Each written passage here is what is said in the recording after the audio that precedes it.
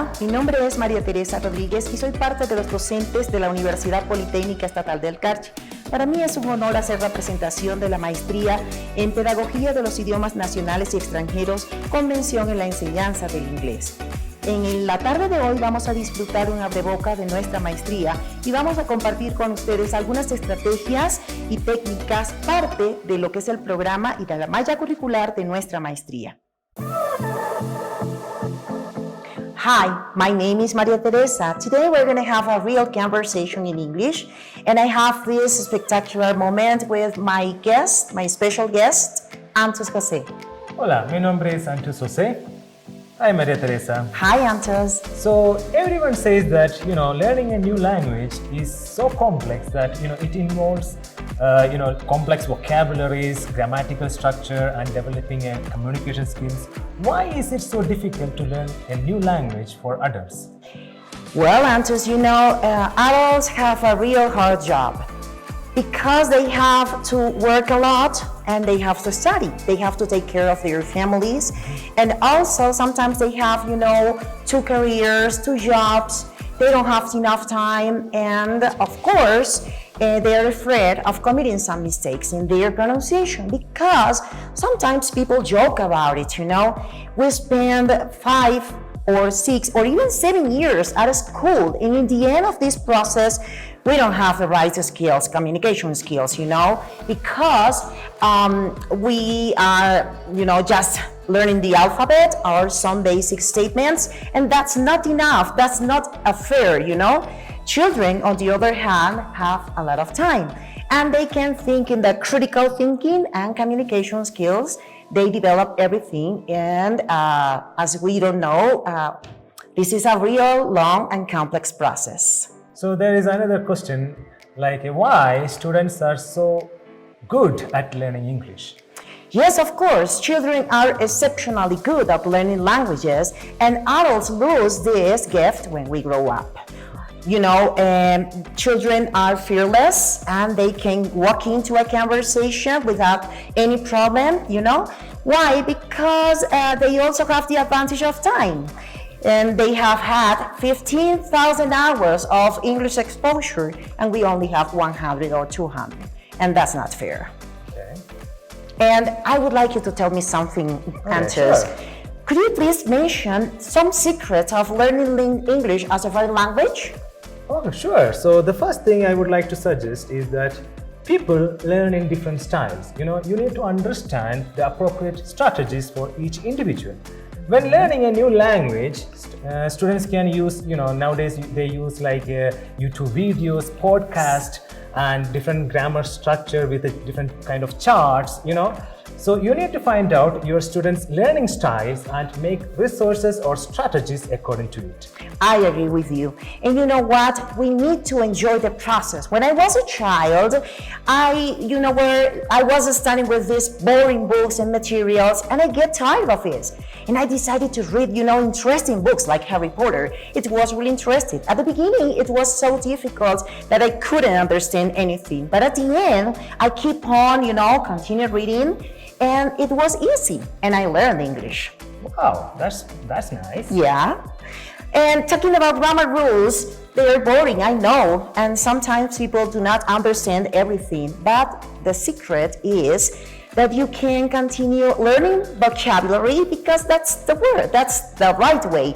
And polyglots do that, okay? Yeah. They begin to, learn some phrases, and that's a specific way of learning English. Another thing I would like to mention is that you don't need to spend too much time, but that is not entirely true because learning a new language requires time, effort, and dedication.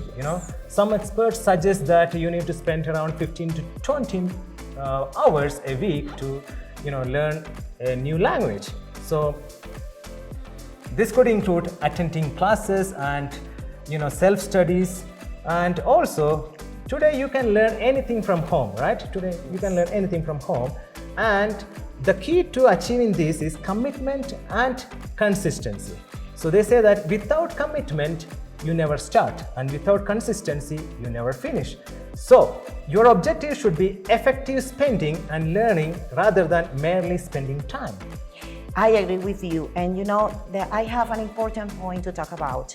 Apply English to a real situation, and that's why, because when you are learning English, let's suppose for English native speakers, it is so difficult to learn the word like, for example, desayuno. Why? Because when you look at the photograph, it is not the same that when you live the real moment, a situation, and it is in contact with, or you can stick feelings, emotions. You can imagine, you know, smelling that wonderful, the first meal, or your mother preparing your food. So that's the way you get involved in that atmosphere, and that's the most important part. Okay, that's exactly correct. The next thing I would like to suggest is creating a plan to learn English. You know, creating a good English plan involves several key steps. The first one is set a goal. Okay, when you have to set a goal, you need to understand the word SMART. You know, what do you mean by SMART? SMART means, you know, specific, measurable, achievable, relevant, and time bound. That is very important when you set a goal, right? The next thing you need to understand is choose appropriate learning material that matches your goals and level of proficiency. The next thing, plan your studies, okay? Plan your study time and practice regularly. Practice regularly, and most importantly, learning a new language takes time, okay? So you should be patient and persistent. Yeah, that's a good advice, you know.